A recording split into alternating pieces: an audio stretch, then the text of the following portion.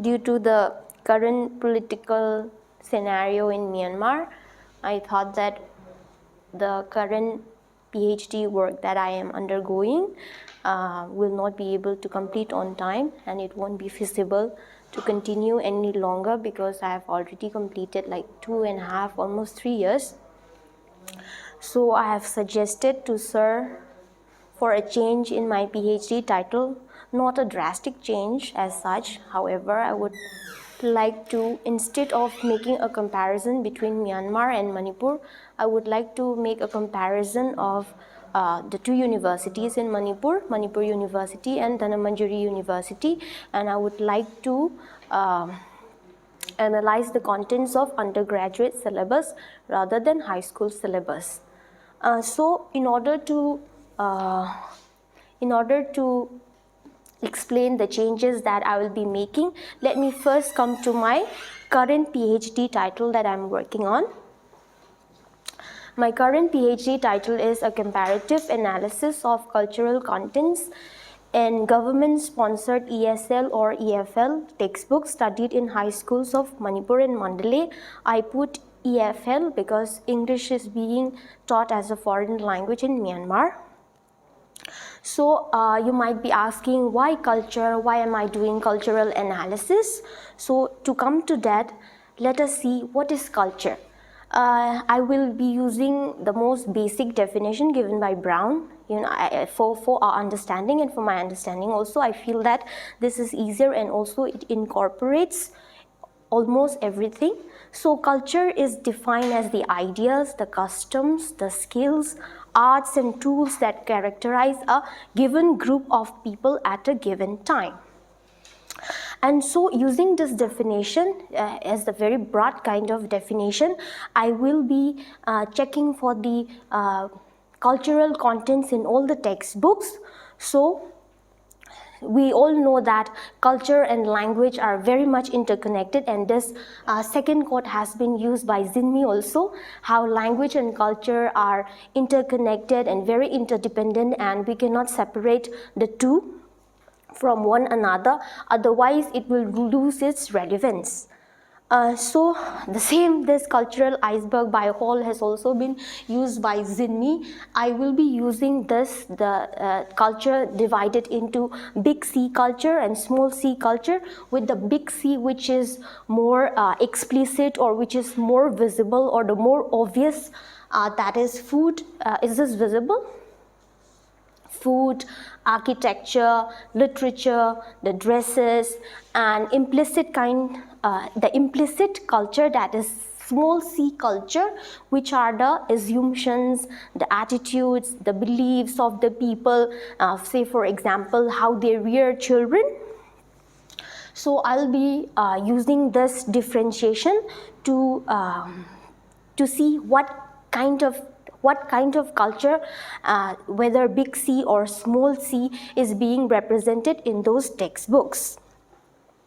So, and another methodology that I'll be incorporating is the Cortese and Jean's model of division, the sources of cultural information, which will be divided into three: the source culture, that is our own culture, and target culture, that is, let's say for example when we are learning English, that will be English culture, or maybe American culture in case of American English, and international target culture. Over here I want to address what Jing Alembi had asked, because English can be used as the medium through which we can learn about other cultures also. In textbooks, we do not expect it to include only about target culture or only about source culture. It can be the medium through which we can learn about other culture also and broaden our mind. So I think in this aspect, we can be more intercultural, culturally competent by learning about other cultures, and English as a medium through which we can learn about other cultures, and not as, imposing only the English traditions and the English cultures like that. So culture and culture analysis in the textbooks, that is the medium through which we learn English language, is very important, because for effective communication we need to know the culture. Without having cultural competence, then there will be, like what Zinmi had mentioned, culture clashes, miscommunication, and so on. And in today's world also, a lot of the problems that have cropped up is due to, I think, miscommunication and a lack of understanding of other cultures. So if we learn about other cultures and if we understand more about others' cultures, then I think we will be able to respect others' cultures and transcend the differences among us. This is precisely included in the LOCF 2019, the Learning Outcome Curricular Framework, because it emphasizes on multicultural competence, which we obviously lack. And so why am I focusing on textbooks and not why am I focusing specially on this English course books? Because textbooks play a very important role in English language learning and teaching. Textbooks are a source of not only linguistic knowledge, but also they serve different cultural aspects as well. As I want to mention this, Cortazzi and Zin had mentioned that textbooks play various roles in the English language classroom. That of a teacher, that of a map, because there will be the curriculum, then syllabus, and syllabus will be put forth in the textbooks through which the teachers can use it in the classroom as a map, as a guide, as a trainer, as an authority and ideology. So whatever that is being put in the textbooks, it's very important. So I see that there our Manipur board textbooks, they are not up to the standard because there are many mistakes and so on. But mistakes in the textbooks should be avoided, because the students, they consider it as authority. So even as teachers, if we correct them in the classroom that this is wrong, this is the thing that's written in the textbook is wrong, then they won't even take it also, because they consider the text as authority in everything else. So since language and culture are intertwined, the connection is very close, are interconnected. The textbooks carry a kind of, not very explicit, implicit curriculum, that is hidden curriculum as mentioned. So the cultural values that are being represented in the textbooks are important. So we have to make sure that the three models that I have mentioned, target culture, our native culture, and also other international culture, and we can see the differences between these cultures and broaden our mind. So language teaching materials should emphasize a variety of cultural elements, like I mentioned before, native culture, target culture, and other international culture. And it should not be limited to only native English-speaking countries. So only English-speaking countries' culture should not be the sole focus in English language textbooks.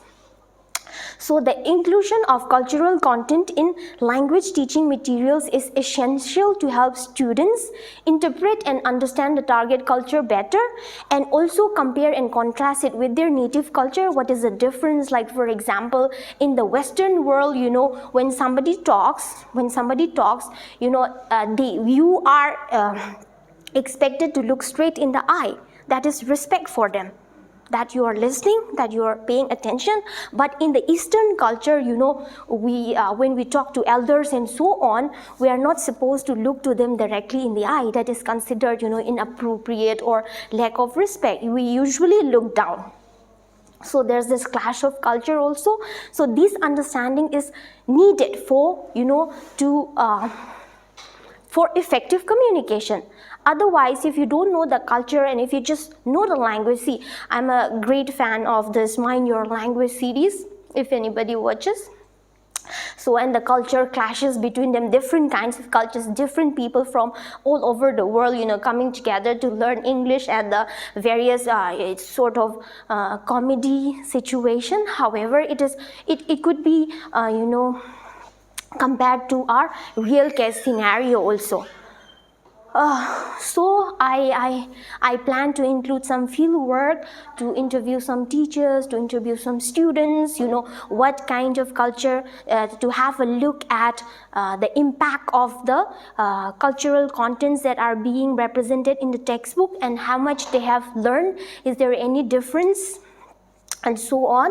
How has the cultural elements that are being represented in the textbooks affected the cultural awareness and the cultural competence of the students? That is what I want to analyze and measure.